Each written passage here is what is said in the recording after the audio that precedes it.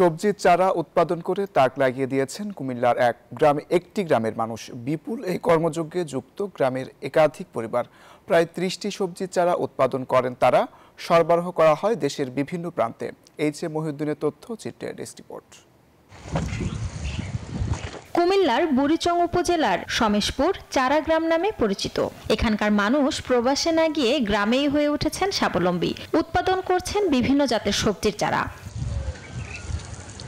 ৫০ থেকে ৬০ একর জায়গা নিয়ে শীত মৌসুম আসার আগেই শুরু হয় বীজতলা তৈরির প্রস্তুতি। ফুলকপি, বাঁধাকপি, বেগুন, টমেটো, মরিচ, লাউ, কুমড়া সহ প্রায় ৩০টি সবজির চারা উৎপাদন করেন গ্রামটির কৃষকরা। যে সাবের বাজারের এই দিক থেকে শুরু করে পুরোটা গ্রামে আমাদের শুধু চারার ব্যবসা। এই চারার ব্যবসা দীর্ঘ বহুদিন থেকে আমরা এটা করতেছি।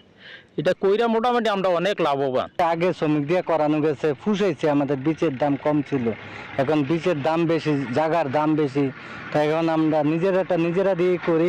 বীজ ছিটানোর ৩ থেকে ৪ দিনের মধ্যেই চারা গজায়। ২০ দিনের মধ্যেই হয়ে যায় বিক্রির উপযুক্ত।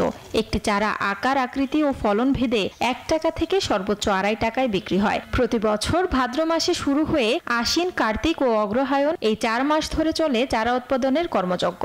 আমাদের ব্যবসাটা ম্যাক্সিমাম ৭০ বছরের উপরে চলতে আছে মনে হয়। এটা আমরা বাপদাদারা যেটা করে গেছে, এরপরে আমরা ছোটকাল থেকে এখন পর্যন্ত আমরা আছি, এরপরে আমাদের সন্তানরা সামনে যে ভবিষ্যতে করবে। এই গ্রামের বেশিরভাগ মানুষই উদ্যোক্তা। কৃষি পণ্য ও চারা উৎপাদন করে স্বাবলম্বী হয়ে উঠেছেন তারা। দেশের রাজস্ব আয়েও রাখছেন ভূমিকা।